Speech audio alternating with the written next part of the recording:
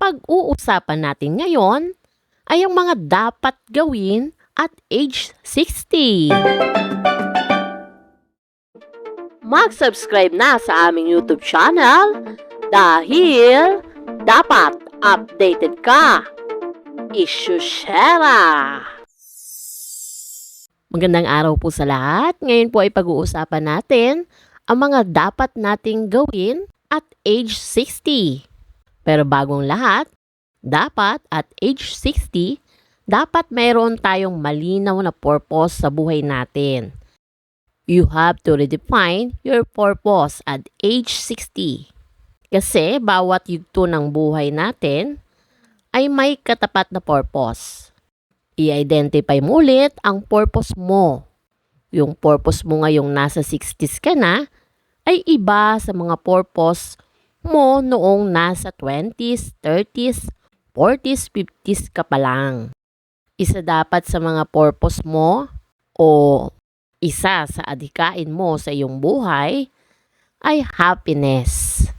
Self-happiness. Dapat mayroon tayong tunay na happiness, may nagpapasaya sa atin. Bumalik tayo sa mga tao, sa mga bagay na nagpapasaya sa atin.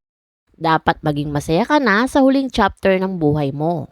Balikan mo yung mga kaibigan mo, balikan mo yung mga iniwan mong tao noon na tunay na nagpapasaya sa iyo. Kung kinakailangang mag-sorry ka, kung kinakailangang humingi ka ng second chance, humingi ka ng second chance. Lahat ng tao na nagbibigay sa iyo ng happiness, balikan mo.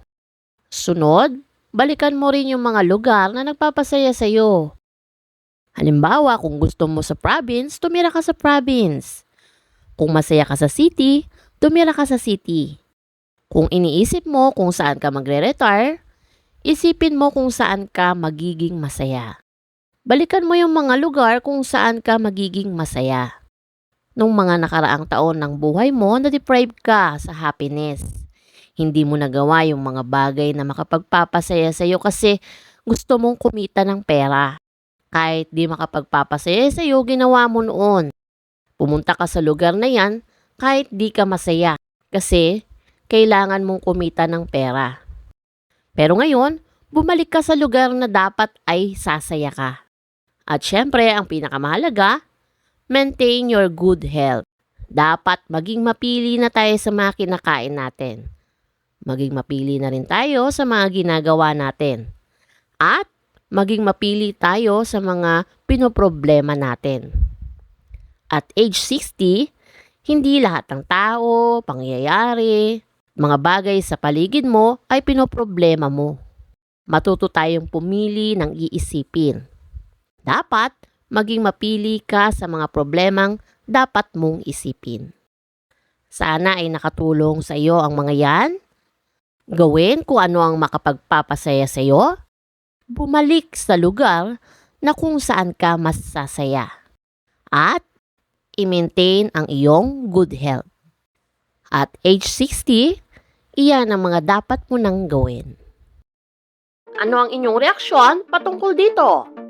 Para sa iba pang mga katanungan o suhestyon, i-comment nyo lamang sa ating comment section.